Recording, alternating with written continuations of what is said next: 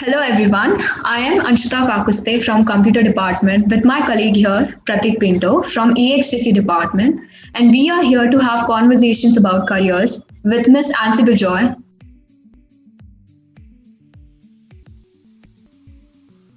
Miss Ansi Bijoy, after completing her computer engineering in '98, she joined L&T Infotech through campus placements. For 4 years, she worked on multiple projects in open systems and web applications. Those were the early internet days, days before active Google. So they worked on projects such as CAD, GIS application programming, global location search programs, 3D product simulation programs, pacemaker programs, and etc. In 2003, she moved to Pune and joined Infosys. During this time, outsourcing to India was at its peak. She started with projects to win over the new UBS account offshore. She worked 10 years for UBS Infosys as an application manager in the front office trading, back office, asset management, and reference data applications. During this tenure, she worked as a programmer, technical head, agile scrum master, and project manager. In 2012, she joined CLSA Investment Bank's IT firm in Pune and then worked as a development manager for 2 years, helping set up agile teams and managing release trains. In 2015, she joined Credit Suisse, scaled up to a VP position, managing large scale banking regulatory projects and departments agile coach. Was the early days, where internet had just set off, and also we were getting into the 2000 year, right, the Y2K. So there was a whole lot of programs which were being sent to India to convert the dates. I'm sure all those who are hearing this from that generation will be able to understand. Was spent a lot of time in just converting dates from 2 digit to 4 digit, like 1998 to 2000, everything, all that had to change. Then the web application programs, surely there, since the internet had just started off, there's a whole lot of logistic programs.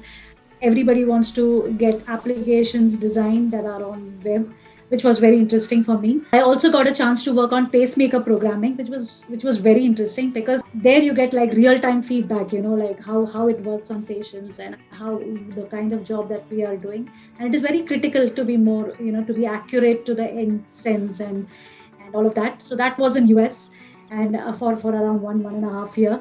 And then after marriage in 2003, I joined Infosys. So there I got a chance to work on the bidding team where, you have to do some programming project for getting or winning over one of our clients, which was at that time UBS from Switzerland.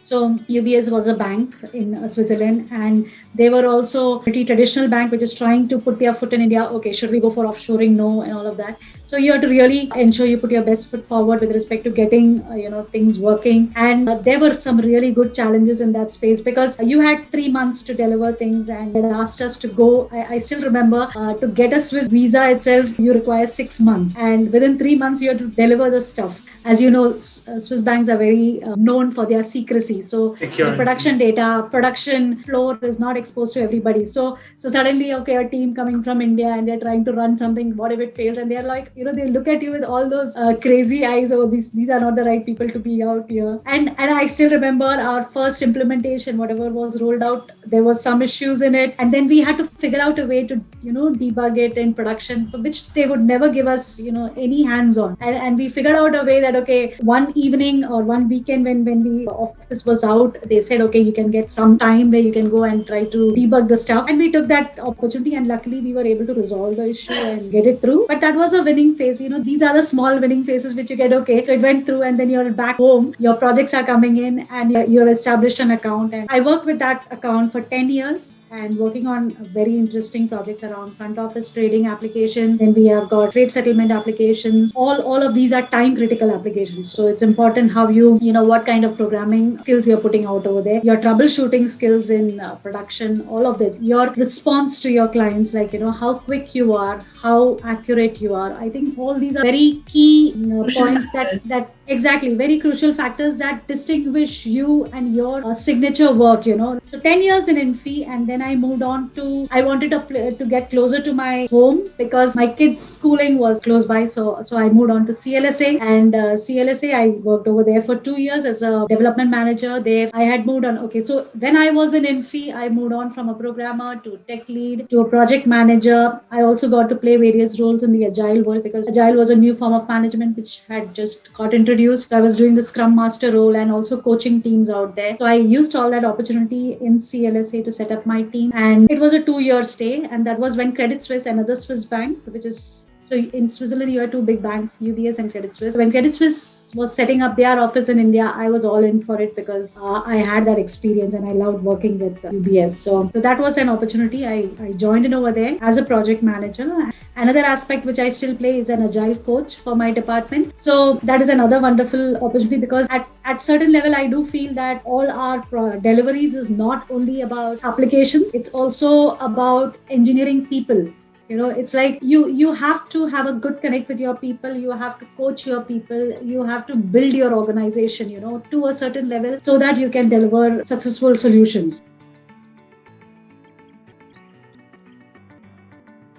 In a bank, like in Credit Suisse, the kind of projects that we have is regulatory projects. That is, as an investment bank, you have to meet the regulatory guidelines of location where your bank belongs to and also the different entities where you have branches in. So we have got Credit Suisse, though it is mainly in Switzerland, but we have offices all over the globe. So you need to meet with regulatory guidelines. We also have technical projects, like you have all these age-old systems which have to be migrated to the latest softwares because the older ones are running end of life. So we go around similar lines. So any project execution, you gather your scope, you gather your requirements, you meet with the stakeholders, understand what are the needs. Many a times if it is regulatory guidelines, you have to read the regulatory book, understand what are the laws that you need to adhere to, come up with your requirements, and then come up with set up teams. So those are some other things that we do. That is, you have to set up your own team, come up with what is a budget that would be required based on the people that are involved across the world. So if there are people from Switzerland, London, US, Bangalore, Singapore, you just take account of all of that. And then